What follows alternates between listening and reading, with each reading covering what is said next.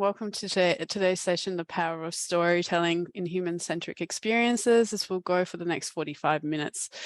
My name is Bahara Saberi and I'm the moderator for this session, and Natalia Alessi is my colleague who will deliver you this session. Just a few housekeeping rules as you've been doing all the way through, just to keep yourself on mute. We will have a chance to do question and answers. I think this is going to be run as more of a discussion type presentation anyway. And I'll just remind Natalia that we're at time close to the end. So without further ado, I'll introduce you to Natalia. Thank you, Bahara, and welcome everybody. It's lovely having so many faces in here. Yeah, Bahara did it all, so maybe we just can make a start. So I firstly would like to acknowledge the traditional owners of this land, the people of the Gurwan and Burwan language groups from the Eastern Kulin nations, and I would like to pay my respect to past, present, and emerging. Having said that, I have a bit of an agenda for today. So today we are going to talk about storytelling, and I'm going to be asking some questions so that we can reflect together on what storytelling is about. Then I'm going to introduce a bit of some fundamentals on storytelling. And then later we are going to have some examples, and the idea is that we collaborate and we play together on these examples on human-centered design. And then I'm going to allow some time for questions. I'm not going to be looking at the chat while I present. So if you have questions that you would like to ask while we are presenting, I'm going to ask you to please just raise your voice. Otherwise, if you put questions on the chat, we are going to respond to those ones at the end. So very quickly, a little bit about me. I'm an experienced designer. I work at Melbourne University as a design lead. I also have an academic research practice at RMIT University here in Melbourne as well. I'm completing my PhD, and I'm also part of a design lab on social marketing. We do a variety of projects on behavioral change. And I'm also an illustrator, and I do data artist, data visualization, communication tools. And sometimes I like to play that I'm a cartoonist as well. Overall, I'm very passionate about visual thinking and storytelling, and those are the things that I feel I thrive in. All right, so today I thought to mention we have like a very limited time to cover an extensive topic. So I'm sorry if I'm fast. If I'm too fast, you just let me know. Also because English is my second language and I tend to speak very fast. So please don't hesitate to raise your voice and tell me if it is going too fast or that. I would like to also take this presentation with a playful mindset. It's my first time running this presentation, so it's not right or wrong here, or that's how I would like to approach this. And I'm actually sort of keep crafting this presentation as we go. So I would like to for your collaboration. So that we can co-design this presentation and this topic in itself with your insights. My intention today, and this hopefully would make sense at the end, is capturing your attention and make you feel that it's been worth the time that you have spent today with me. All right, so let's go with the beginning. So a little bit about storytelling. So to start with that topic, the first question I had to myself, what is a story? What it is a story? So some of the finds in my own research is that stories are universal language. So it's this idea that we all understand the story of a hero or another dog, or I'm pretty sure we have all experienced what it is a heartbreak. So stories have a sense of commonality and community. We can relate to each other through stories. We understand that as a common language, no matter what our background is. And because we all process emotion and can share feelings, for example, happiness or hope or despair or whatever other feeling you have, is that we can relate and connect. So stories make us human, and stories are an opportunity to connect with this idea of a universal language. Oops. So what is storytelling?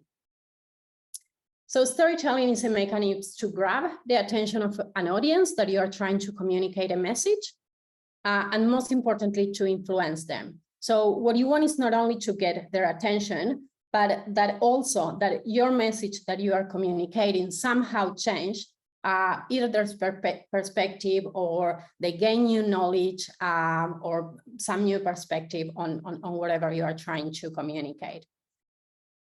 It's also a tool that helps us to present ideas in a language that the human brain understands best. And we are going to go through more detail on that later on. It's also a resource that helps us to keep engaged with an audience. Is this idea of attention. You want to get the attention of your audience, but also you want to make sure that they want to stay with you. So that idea of engagement. And it's also an invitation to connect with your audience in a deeper level and to generate emotions on them. So as a summary, storytelling and the art of communicating stories convey a few things that are related to a universal language, a sense of community, this idea of engagement, share emotions, connections, and this idea of we are all humans and we can all relate to that. So why we tell stories? Usually, we all have experienced confusion sometimes in our lives when trying to understand an idea of a concept, and stories offer a way or a tool to understand that better. I like this idea that stories solidify abstract concepts and simplify complex messages. I don't know if any of you have been in this morning presentation of Antonio, but I found it quite interesting to the topic I'm presenting today. And some people were saying how good is when you provide example of buying a house to explain a concept. It's this idea that stories sometimes help us, like they can be analogies for something that help us to understand that concept. So let's go a little bit now into some fundamentals on storytelling. So there are a few things that we need to keep in mind if we want to communicate or make or create a good story. And I include them here. So one is, a good story is always entertaining. So it's this idea that good stories keep the reader or the audience engaged and interested in what's coming next. Is what I was saying before, is you want to get the attention of people, but you want them to feel entertained and want to stay in the message you are trying to convey. They also have to be believable. And this is related to this idea of trust. I'm sure we all experience going to the cinema and watching this movie that is so far away from reality that it's kind of impossible to believe that that could be true. So it's this idea of trust. We need to believe that that can be true. They have to be educational. So good stories spark curiosity and add readers some knowledge. It also goes back to this idea that I was saying before, that of influencing. So you want people to leave the room with more knowledge or understanding, or and a spark to want to go and research more about that. They also have to be relatable, and is also related to this universal language that I was talking before. There are some patterns that we can relate and recognize one another as humans. They also have to be organized. So good stories always follow a structure, and we are going to go a bit more in detail into that. But if you don't have a structure, it's unlikely that the story would be considered good, or that message would be communicated properly. And they also have to be memorable. So good stories are the ones that stick. So if I'm going to ask you to think about a good book or a good movie that you have ever seen, and if you can remember and if you think about it, it's probably there is something that stick on you about the story that you maybe relate, or that somehow generate an emotion on you that makes it memorable, that makes it that you then remember what it was. So what is a narrative? So all great stories, as I was saying before, has to be organized. And it's this idea that stories have a structure, and that is the narrative. There are many structures that we can use when it comes to creating or telling a story. And I'm going to present today one of them that is a very basic one. but hopefully it gives the idea, and hopefully you can take them with you and use it when you are presenting stories. Maybe you are teachers and you have students and you want to keep them engaged in conversation with them. So it's the one that is called the 4Ps, and it's about people, it's about place, it's about problem, and it's about a purpose. So I'm gonna go break down these concepts a little bit, and we are gonna go one by one. So first, when it comes to communicating on a story or creating a story, you need to think first, who is the character of your story? Characters are important because it's what makes us emotionally invest on a story, and it's usually through empathy. So we can relate somehow with that character. Once it's present, we get to know a little bit about that person, and that's how when we can somehow empathize or relate to them. It not necessarily has to be a person. Sometimes it's about a product or it's about an object, that could be as well. But it's the protagonist. It's the story could be centered on that, and it has to be around that. So the second thing that you always would need to create a good story is that character has to be somewhere, right? So where the story takes place.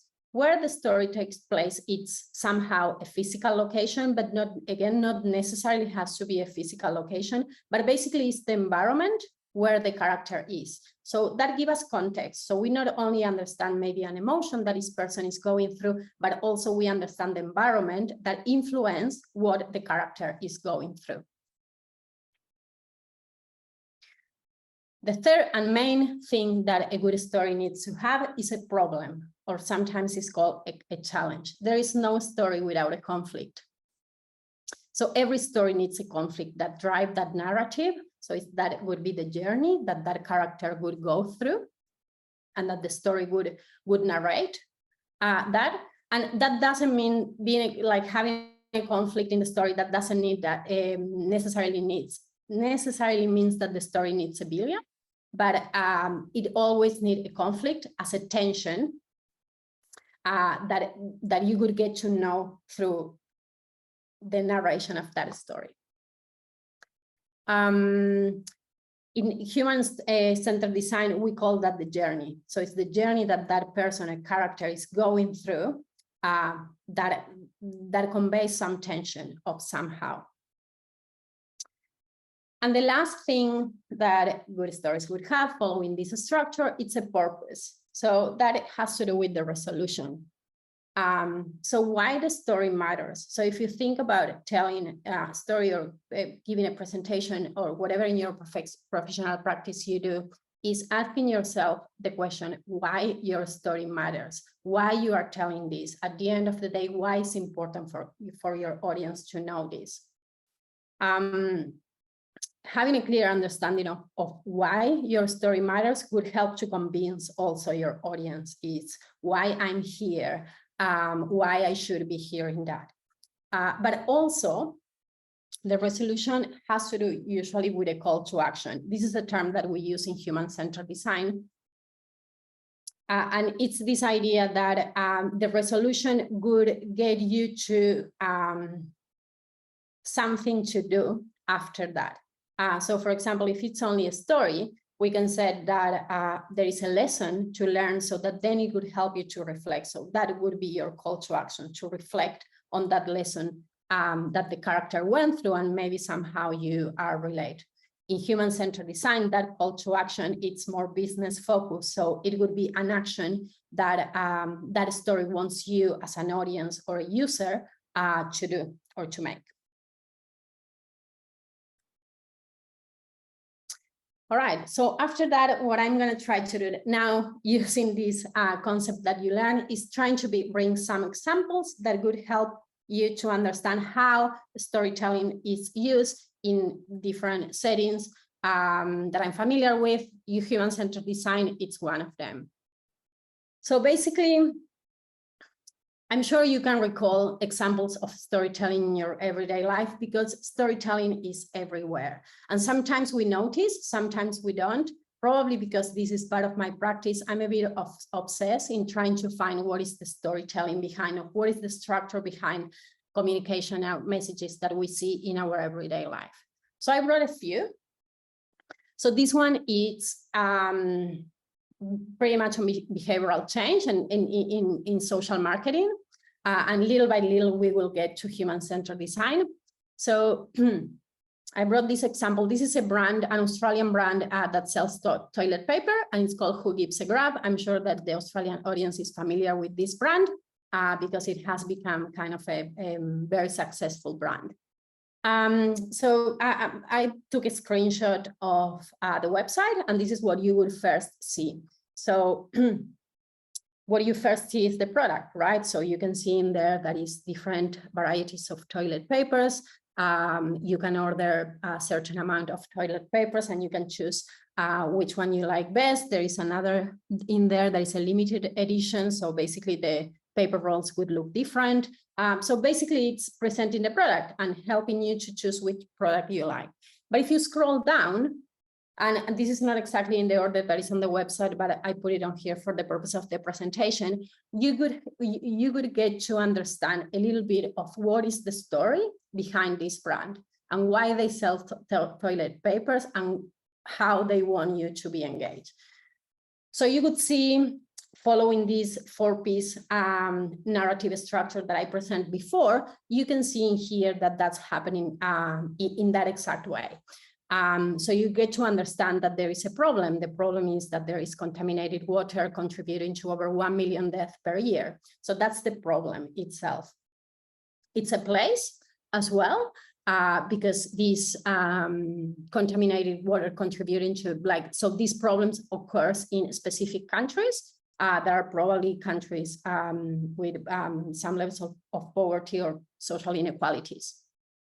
So it's happening somewhere. It's also people, so there are also characters, and the character is a community itself that is engaged to co-design spaces and initiatives that would help to reduce this number of deaths per year. And it's a purpose. So at the end is this idea of a call to action. So after they explain you the problem, where that problem is happening and who is the people involved in this problem, it's a call to action. And the call to action is that if you buy that toilet paper, I think 50% of the profit of your purchase would go to these initiatives that would help to reduce the death that exists related to contaminated water. So can you tell me here that it's a brand that is selling a product, but it's using storytelling to make you engage and to make you want to buy that, and to create this idea that you are part of it, this idea of being like that is relatable. I also thought I couldn't help myself and include the case study of Nike. My background, I did a lot of studies on branding, and I think Nike is one of the brands that have mastered the use of storytelling to sell products. I including here 2 examples, but you can find there is so many, and it's kind of a formula that Nike use over and over again. So can you see in these 2 ads that Nike sells shoes, among other things, but in the ad there is no shoes. Actually, both of the characters that we have in here and in barefoot. Why is that if they sell shoes? Well, because their focus is on storytelling. So even when we cannot see the product, we can engage with the conversation, we can relate to the conversation, we can feel emotions through this story or this conversation, and we can empathize and we can make us want that product as well. So maybe let's do an exercise with this ad that I found here. And let's try to find these 4Ps and how they tell the narrative to understand how the storytelling is constructed. So does anybody wants to give it a go on who is the people, who is the character of this story? Can you identify a character here in this ad?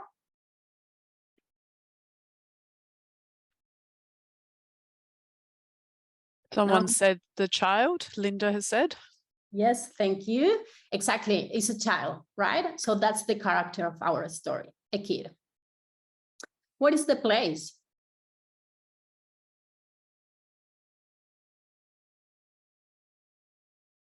The place is a swimming pool. Thank you, Bahara.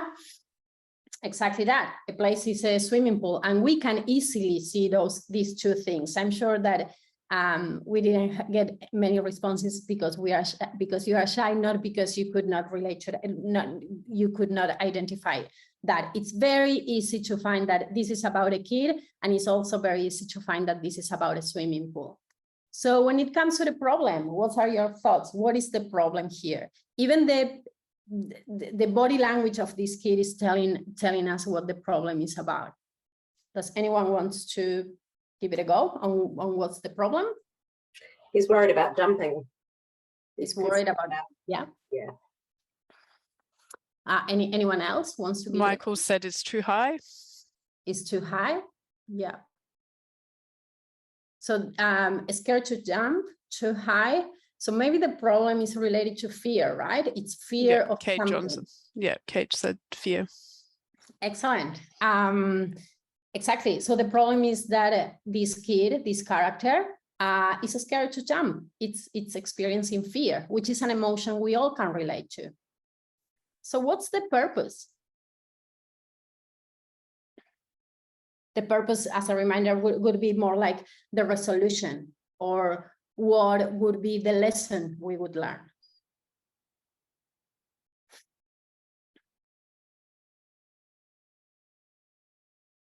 I'm going to have a stab and say it's something that to overcome. Someone said to overcome his fear, he dives into the pool.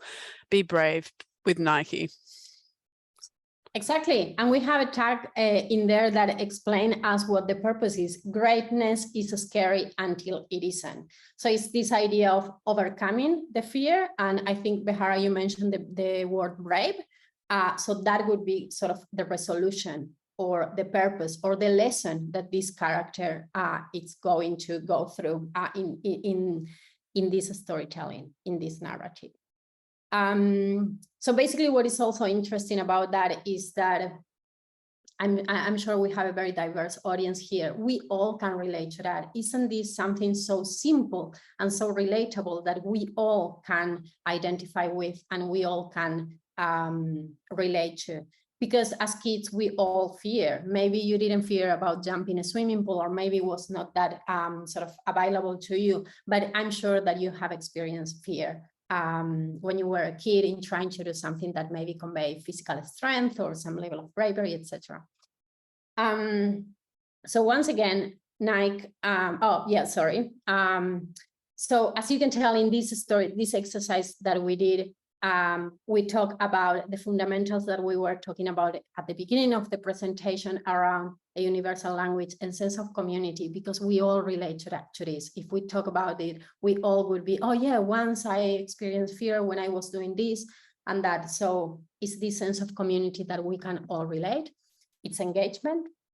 It has to be with shared emotion and this idea of connections, and that we are all humans. So yeah, I include in here, like maybe to explain better the difference between an advertisement approach where it's more focused on storytelling, like the one that I share, that it's the product is not in the ad, but the people, is the story what matters in the ad, and that ultimately would make you buy those shoes. Versus another approach which would have more traditional, maybe advertising. It's not traditional. What Nike is doing is not traditional anymore, but even before it was more the idea that an ad would convey the product and the features of the product, but it would be no story. So you would not relate in the same way that you would relate with this. It would not have the same effect as if it wasn't a story. And there is no right or wrong here. Some strategies choose to put upfront the features of the product and the product itself, and that would be the selling strategy. And some others would use storytelling. Once again, there is no right or wrong.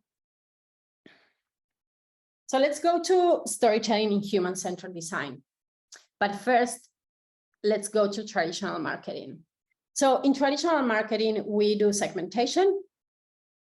And I put a few examples, just for the sake of bringing an example. But basically in traditional marketing segmentation, what you would find is that there is a breakdown of an audience, and that breakdown would follow things like age or gender or religion or geographic location or occupations, etc.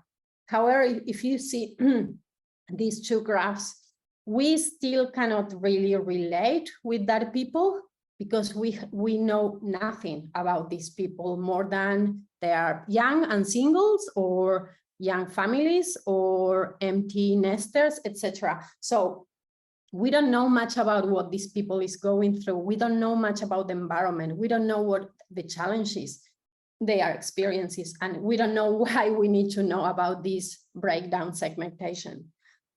But if we take these to human-centered design, what usually happens is that instead of doing that segmentations, what we do is we create personas, or sometimes these ones are called archetypes in the cases that are aspirational. But basically it's presenting the same audience that traditional markets could do, but we could tell the story of that people. So we can relate and we can empathize better and we can understand the problems, and that would help us to find the best solution for those users. So for example, in these examples I provide, this is some work I did many years ago, but basically it was about trying to bring different university profiles, prospective students, and it was about telling their stories so that people could relate. So, for example, one example is a young woman that is a young mother and is raising a family, and at the same time she feels stuck with her career.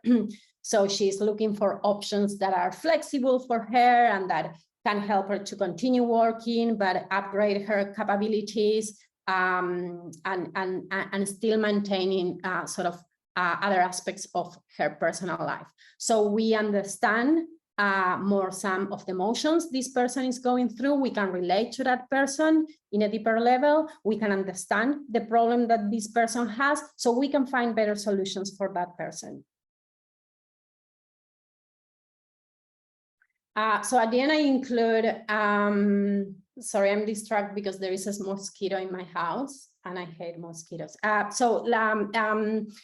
In here, I thought to bring, this is the same, we use with journey maps.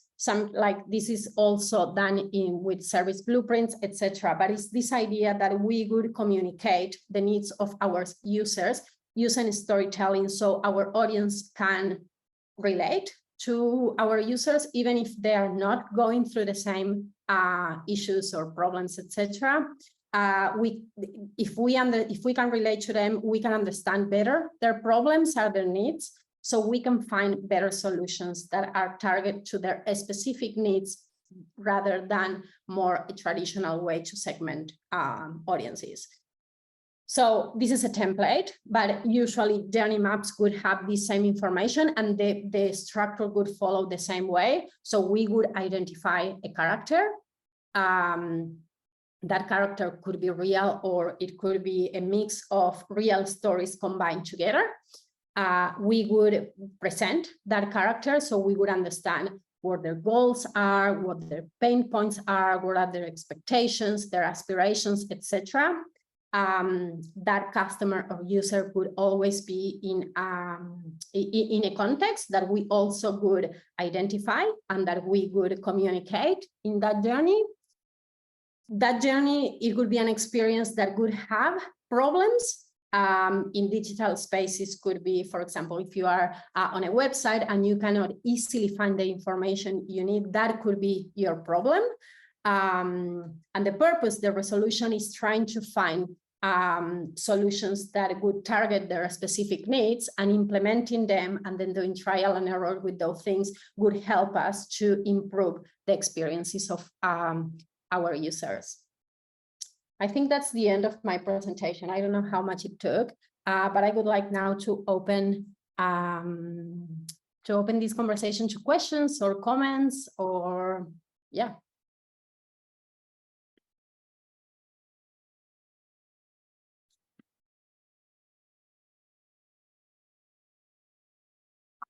I'm reading while we have questions. I'm reading the chat, and I like, there is a comment from Michelle. Everyone used to be a child. We can all relate to that, and that is so true. But not only with being a child, like as I said at the beginning of the presentation, it's very easy to relate one another through emotions. It's very unlikely if someone tells you a story that you would not be engaged with the story if that story conveys emotion, even if it's not your story, because we all experience emotions no matter what the story is about. Does anyone else would like to share a question or a comment? Or Hi, Natalia, it's Stephanie. Hi, Steph. I just have a question maybe for the audience. I'm just curious, knowing how many of the audience and you know, fellow attendees are doing any design or incorporating any design thinking into their service improvement or continuous improvement work. I know we are trying really hard, and I've been away on mat leave, so I know that there's been some successes where we've had that done, but I'd just be curious from the audience if anyone else has done that, if that's okay. Yes, I love your question. It's a good one.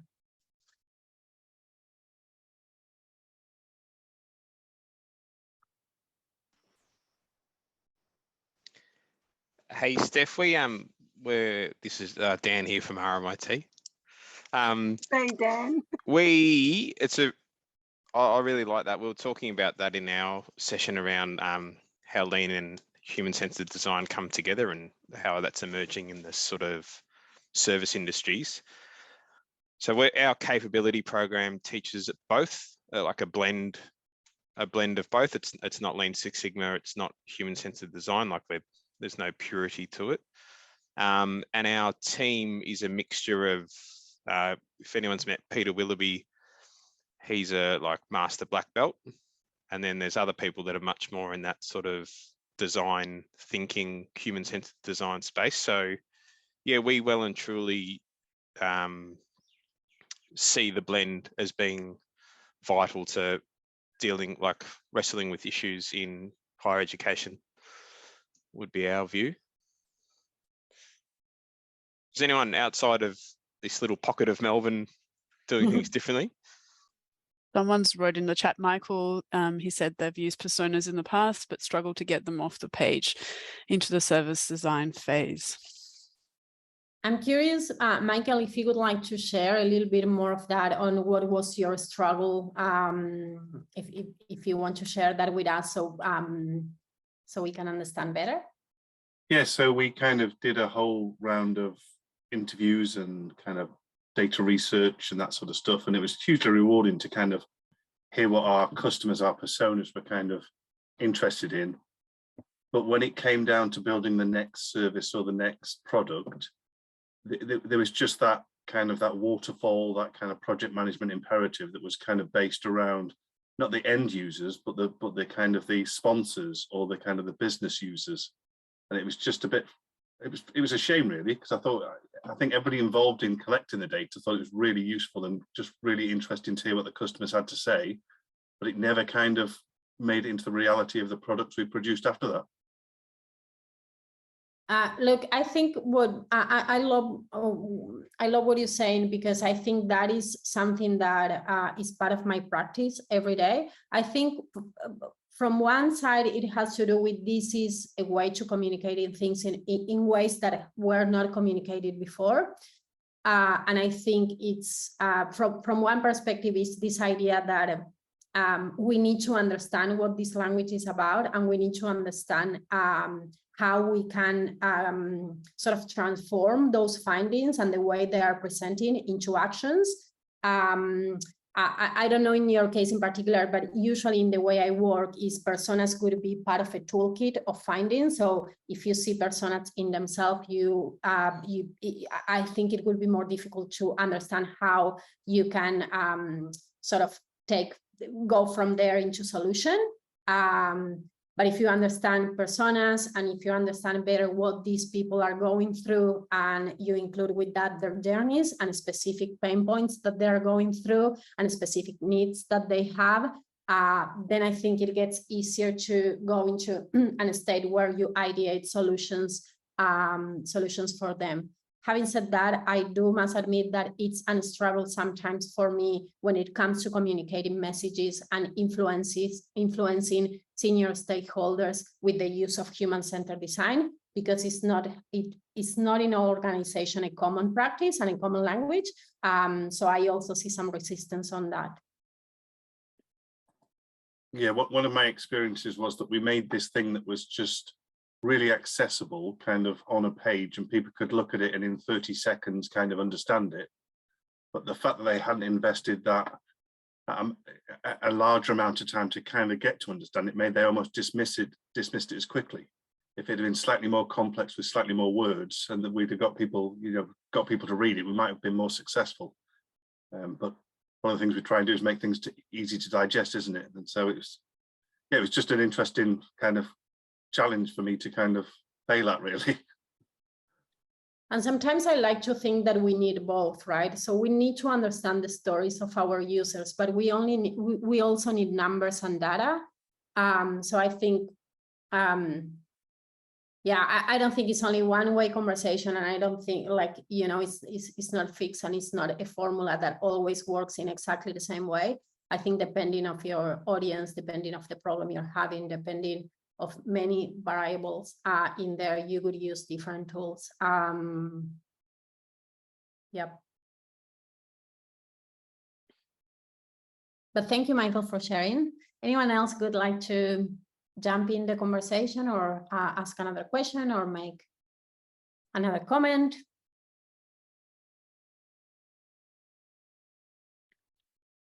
I'm interested, Natalia, to know how you can get better at storytelling, because I mean, we can all understand the formula. Is it just a matter of incorporating those elements of the formula in when you're coming up with your story, or is it just there's more to it than that?